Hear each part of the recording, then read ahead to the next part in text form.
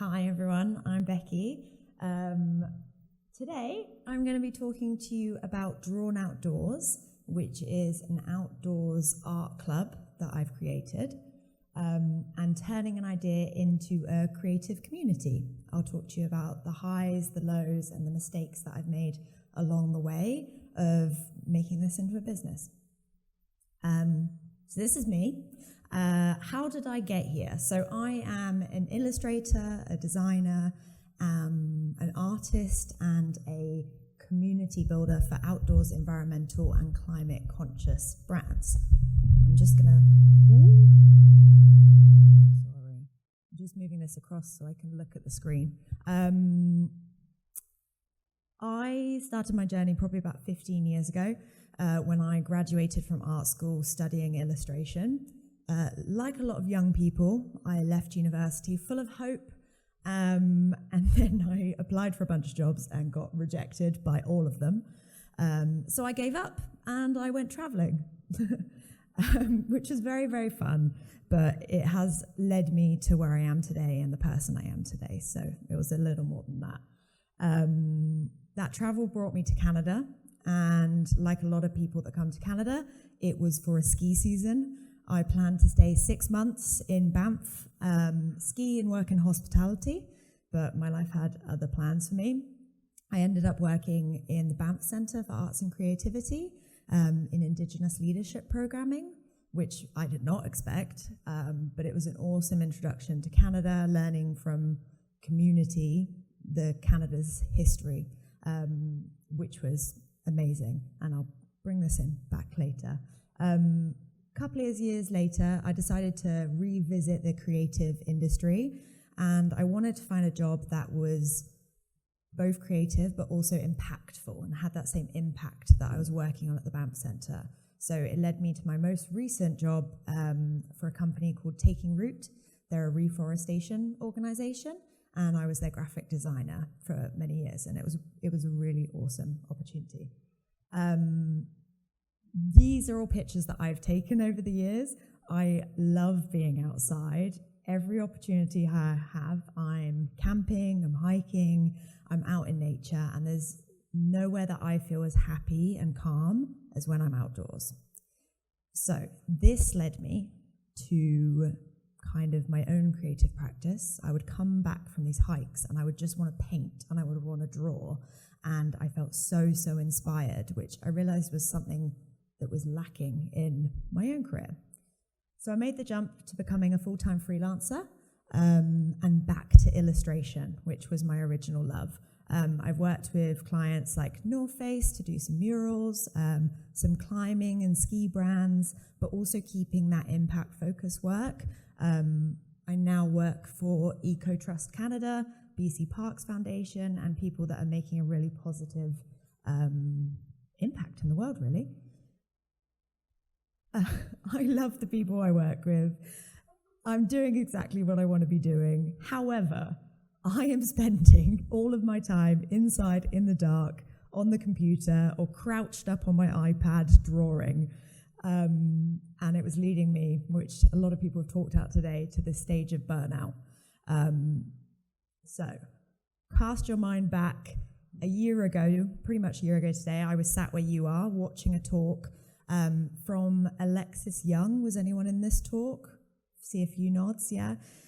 She's an awesome individual who is a creative director, but also is the lead singer of a band. And she was talking about how you don't have to just pick one passion and how you can merge your creative passions. So I went home full of energy, full of inspiration, and started to look at what makes me happy.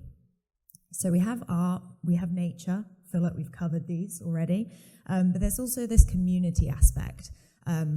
My work at the Banff Centre, working with Indigenous communities, was something I absolutely loved.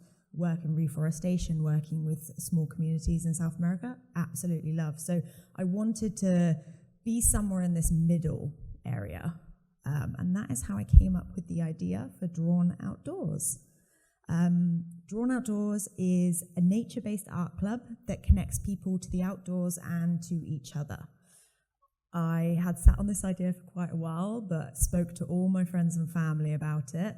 I started making spreadsheets. I was mocking up like profit margins. I made lesson plans. I bought all the materials, and I still didn't do anything about it. So I call this perfection paralysis. As a designer, I was waiting to design the perfect logo before I did anything with it. Spoiler, this is not the logo. This is what I had in mind, though. I wanted to do like a pencil. He's on a hike, he's whistling, he's happy, and this is where we ended up. So this is the logo we have today, and much to my annoyance, I kind of like it. So I didn't really have any other reason not to pull the plug. Not to pull the plug, pull the trigger. So one sunny day in January, I saw a window, and I just posted on my local community group, who wants to come paint down the beach with me? Much to my surprise, 20 people said yes. So we did. We went down the beach. We had a great time, or so I thought. The one consideration of saying people could come and paint for free was that they would give me feedback at the end of the class. Here's some of the feedback. More materials to share. Didn't have enough time to get to know each other. I can't read it down there. More instruction, tips on things like composition. I struggled with the lack of direction and structure. This burst my bubble a little bit. I thought I had come up with the perfect concept, but obviously all of this feedback is super valid. All in all, people had a good time. 4.5 out of 5. That's not too bad. But I got some confusing feedback. How was the level of guidance for you? 50% said good, 50% said could do more. I ended up actually implementing that in our program by giving people the option to stay with me and get more guidance or just go off on their own. So this is all feedback that I've implemented. And this one, would you attend in rainy weather? Again, I was hoping people would say no, but they didn't. Everyone said yes or maybe, so I was like, shit, I have to do it now, and I have to do it in winter. So these are some of the improvements I made from this feedback. I sent back clear instructions and a schedule with every email that people signed up. I even included some maps so people knew where they were going. I made more after-work classes, some social classes, more materials were added, different locations. So it was time to go. Made 4 classes. We have the forest class, beach class, a hiking class, which is a little longer. People go on hikes and then they paint at the top. And then we also have a social event, which is free. It just, everyone comes together from the other classes and can keep creating. It went really well, and they actually sold out straight away. And since then, Drawn Outdoors has kind of taken legs of its own. We've run 22 classes since February, rain or shine. You can see in the top, is that the right-hand corner? This corner. A really, really rainy class where the rain was actually so bad it was like pooling off the tarps that I put up. I've got really good at making tarp forts. We actually decided to just go outside and paint in the rain because it was too heavy, but people loved it. You crazy Vancouverites, you love the rain. We've had 299 participants come. That's just since February. We did a class last night, so that number's probably higher. But my favorite part about all of this is people telling me that they continue painting after they come. I actually got a really nice email last week from a woman. She brought her husband along, and I said, "What brought you here?" And he was like, "My wife dragged me here. I don't want to be here. I'm not going to have fun." He had a great time. And she sent me an email saying that he went home and went, "Darling, can we go out tomorrow and paint down by the river?" So that makes me really happy.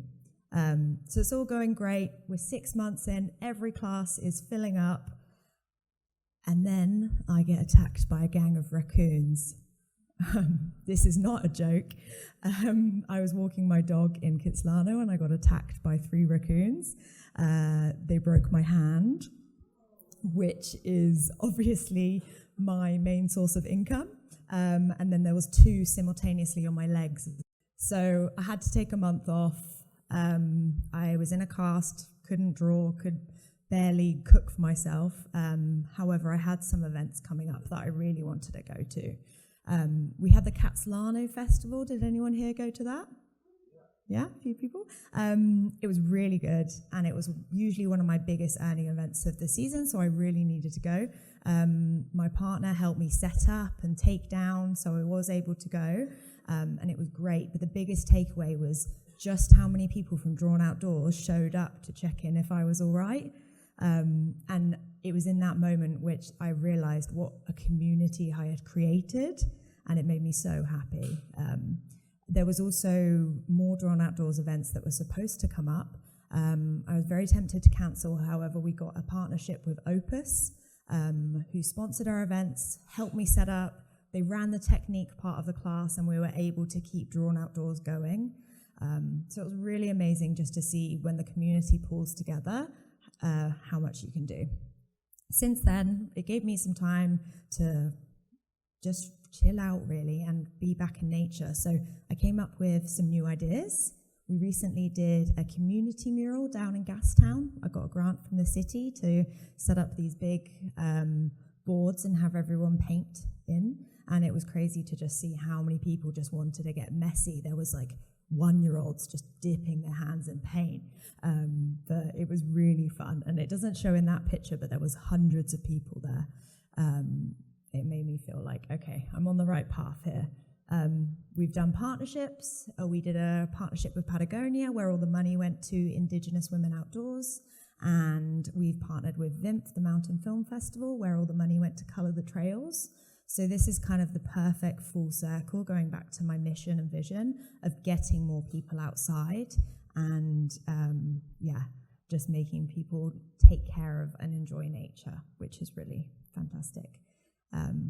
And good news for me, I'm now drawing more now than ever. I'm going outside, I'm getting my pens and paints out, I'm not just stuck on my computer, and every time I go on a hike, I'm bringing like a little watercolour set with me. So yeah, it's been a really fantastic change in my career. This is one quote which really sticks with me. I'm sure a lot of you have heard it before. It's by Cleese. So it says, if you're going to be creative, you have to be in a state of play. You can't play if you're being careful. If you try not to make mistakes, it actually destroys creativity completely, because if you have a new idea, you can't immediately say that's a mistake until you've explored it. And that's the main takeaway I hope you'll get from tonight is make mistakes, put stuff out there, see what sticks, but you won't learn until you do it. So what makes you happy? What lights you up? Is there an area of your life or work that gives you energy? Drawn Outdoors has taken a lot of time and a lot of energy for me to start up, but it's actually become my favourite part of the week, and it's been my biggest motivation to do the work that I do. So thank you so much, everybody.